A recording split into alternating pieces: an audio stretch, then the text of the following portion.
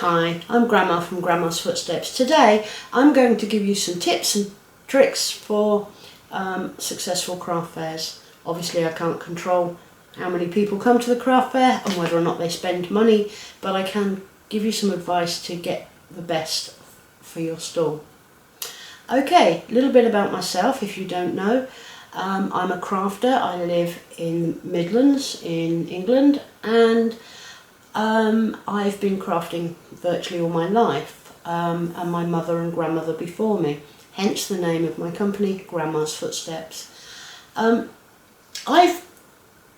got experience in craft fairs. When I was living down south, I did the craft circuit for many years. I think probably a total of 20 odd years I've been doing craft fairs now. So I think I've gained a little bit of insight which I would like to pass on to you.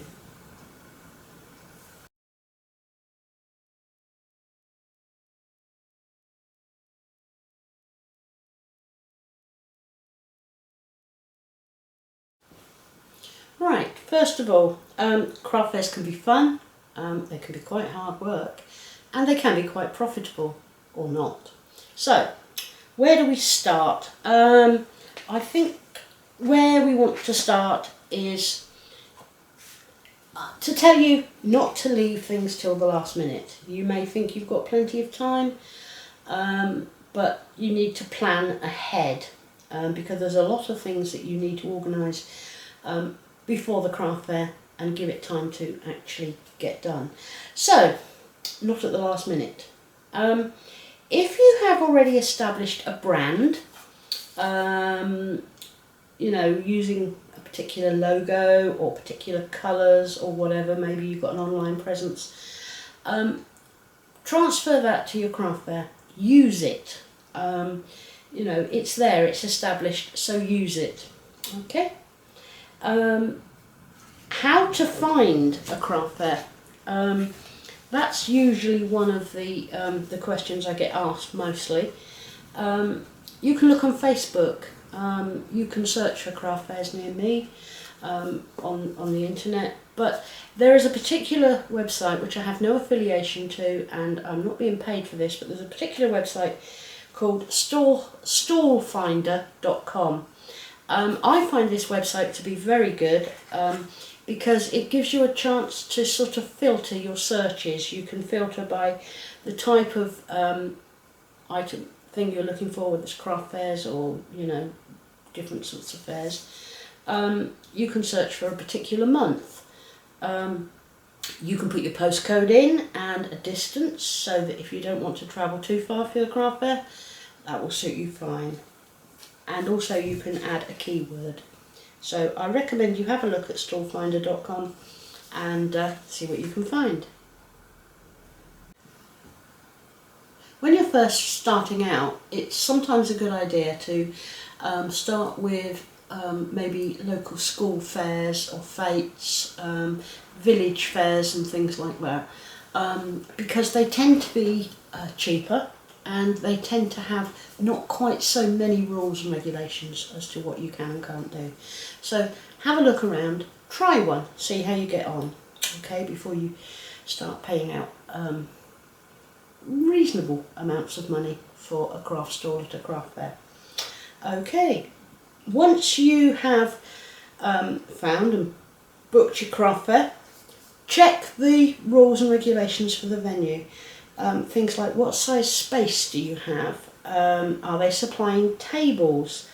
What size are the tables? You know, do you think you're going to need electricity on your stall? If you do, then you need to tell the organisers that you want to use electricity.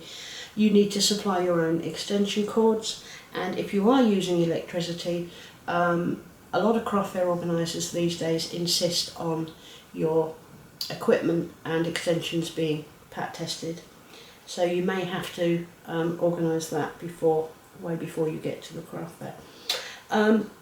Once you've discovered what size your tables are going to be, or you're going to use your own, it's a good idea to get your cloth and make sure that the cloths are big enough to go over the top of the table and down the front and the sides preferably. you don't want to be able to see under the table, because that's where you're going to have to store all your boxes and such like, and it's a mess and you don't want to be able to see it. And a lot of craft organisers will insist that you have a table that reaches the floor. One thing about the cloths on the table, if you take a piece of cloth and you put it over the top of the table, down the front and down both sides, at the front corner there will be a piece that's much longer and sort of falls out onto the floor. That can be a danger, so what you need to do is to pick that corner up, pull it round the side and pin it. I use safety pins and pin it up, and it will make a nice sort of almost hospital bed corner on your stall. It will look neat and tidy, and also nobody can fall over your cloth. On the subject of falling over cloths, one of the things that you're likely to have to organise in advance of the craft fair is public liability insurance. Most organisers now insist on public liability insurance, and even if they don't, you should have it. You know, if somebody was to trip over something, you know, well, your cloth for instance, but or something falls off your stall and injures someone, you are going to be liable. So get yourself some public liability insurance. You should be able to get craft fair public liability insurance at 5 million for about £50 for the year, so it's not terrible. Okay, other venue rules, you need to find out about parking, whether there's free parking, whether you've got to pay, and where you can park. Okay, check the setting up times, because if the craft fair opens at 10, you'll probably be allowed in to set up from about 8:30. If you're lucky, it'll be earlier. You need to know what your setup times are. Make the most of that time to get your stall looking the best it possibly can before it's open to the public. And if you can, practice setting your stall up. Make sure you can do it within the time. Okay. Right. Other things you need to consider. Credit cards. Most people these days, particularly following the COVID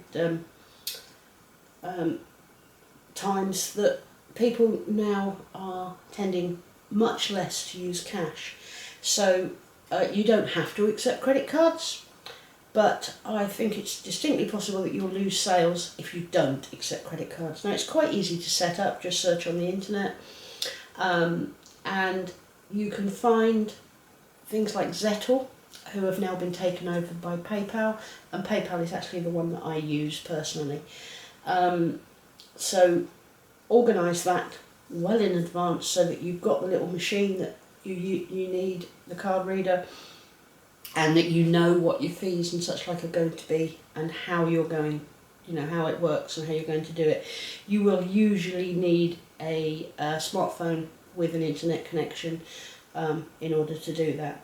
A lot of venues will have Wi-Fi, but if they don't, then you're going to have to make sure that you've got enough data available on your phone. Consider asking someone to go with you as a helper, particularly if you're doing craft fairs for the first time. Just somebody to come along and help you unpack, set out your display, and to be there. For instance, if you need to pop to the loo, you want someone to keep an eye on your stall, and you can't, well, you can ask the person on the stall next to you, but it's not their responsibility, and if they're busy with a customer, you know, you may miss out on sales, or something could go missing from your stall. So try to think about someone to help you. You need to organise a float. You need to organise change. Now, we just collect change for the weeks coming up to a craft fair. We've got a cash box, we just throw the change in there, and on the day before the craft fair, if we don't have enough change, we pop into the bank and get a little bit more. But you know, that's the way we do it, and we tend to keep some change in the box all the time, so that when we need it for a craft fair, we've got it. Okay, think about what you're going to wear. Might sound silly, but you need comfortable clothes and footwear. Something that is suitable for the weather, for the time of the year. You know, you want to look your best, obviously, but you need to be able to pack, unpack. You may spend quite some time on your feet, and you want something that is suitable so you're not going to get overheated or you're not going to freeze, because some of these venues are not heated particularly well, or you may be near a door, an open door. So, you know, consider layers of clothing so that you can put clothing on and off as the need arises. Okay, excuse my dog. So this is Daisy. Say hello, Daisy. Hello. So think about lunch and drinks. A lot of venues will have food available. It won't be the cheapest, and sometimes, well, quite often it won't be the healthiest. There's fast food or cake stores and things like that. So make sure you take some lunch with you and drinks for the day. Right, here we go. Now, where are we? Oh yes, important. Write a list.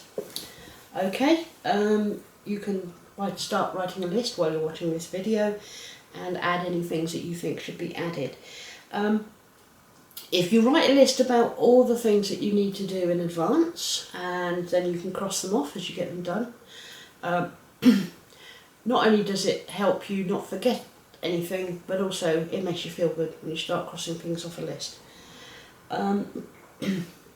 You also want to make a list of everything you need to take with you. Okay, now that can be quite a considerably long list, but it's a good idea because it gives you a chance to find things that you need, like for instance a cash box or a bum bag or something like that. Excuse me.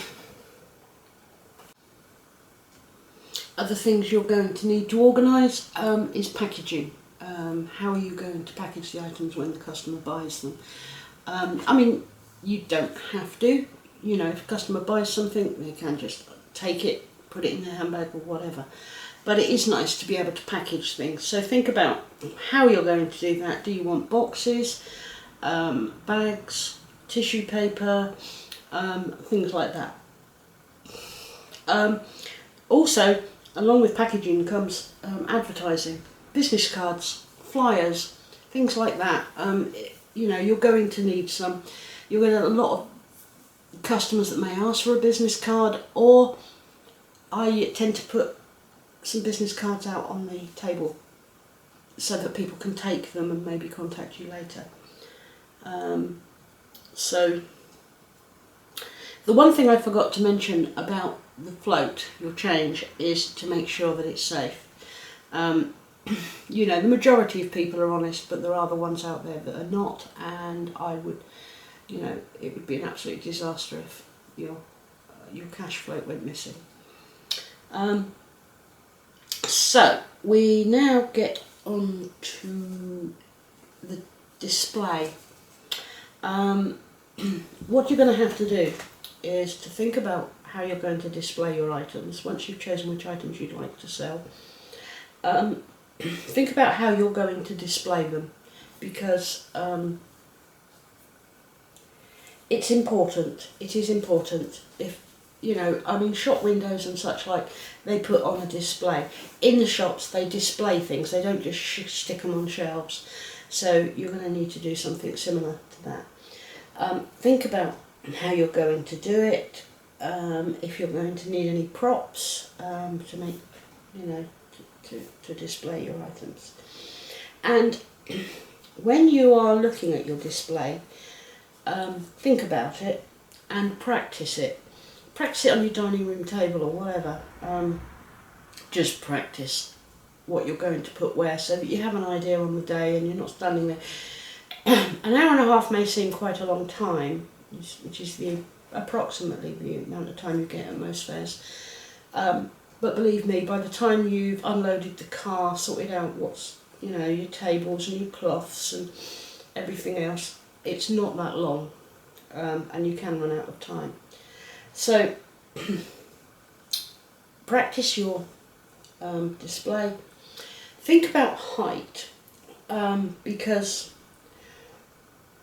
what a lot of people don't think about is you pay for a table. You may pay for a 6-foot space with a table in, but everything from your table upwards is free. You don't have to pay extra for it. So if you can put some height into your display, it's good, and also it means that your stall can be seen from across the room. You know, people will, hopefully it'll bring people in to your stall a bit better. Find out whether or not the venue supplies seats for yourselves. If not, just take a camping chair or something with you. Think about your pricing. Not necessarily how much you're going to charge for everything, because hopefully you've already got a pretty good idea of that, but how you're going to display your pricing, whether you're going to put a list up for your pricing, whether you're going to price individual items, and how you're going to achieve that. Are you going to have tie-on labels or sticky labels or whatever? So think about that and try to organise it in advance. Okay. You've got to think about packing the car. How are you going to pack the car? How will everything go in? Will it all fit? You really do need to think about that before the day of the fair. Okay, now let's have a look quickly at what you should do the day before the fair. What we do, and we think it works, is to get everything together in one place. Excuse me, I need a drink.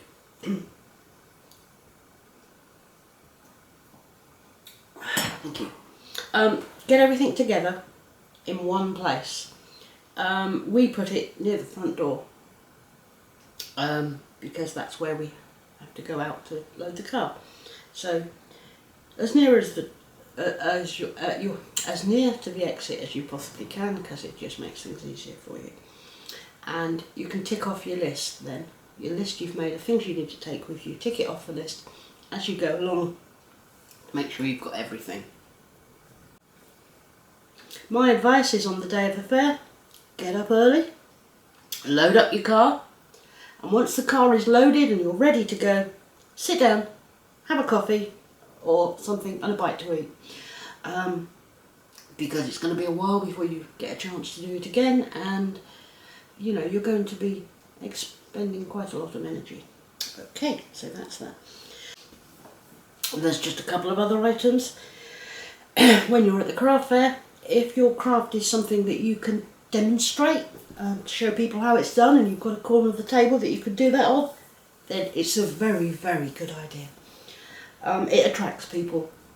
And if you have people standing around watching you make something, then other people, people are basically nosy, other people think, oh, what's going on over there? There's a lot of people there, let's go over and have a look. So it brings people to your store. Smile and greet people. Give them a smile and say good morning or good afternoon or hi, whatever feels comfortable. But don't hover over customers. They do not like it. If the customer wants to ask you a question, obviously smile, answer the question. Don't jump up and go round the front of the stall and stand over them. You know, they really don't like it. It puts them off. So, you know, if somebody's picked something up and they're looking at it, and they're looking at it for quite a long time, then just say, hi, do you need any help? Don't push it. Don't try the hard sell. Generally it doesn't work. Okay, so that's that. The other thing is, just a small thing, is I like to take a toolbox with me. And I take things that I think could be needed. Now obviously what goes into your toolbox depends a lot on what your craft is.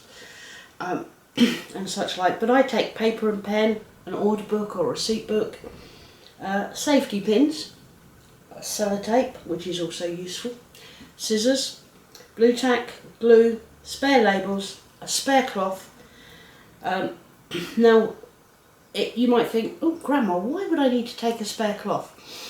it does happen that perhaps the person on the stall next to you doesn't turn up, and the organiser comes over and says, is there any chance you can spread out onto that table so it doesn't look empty?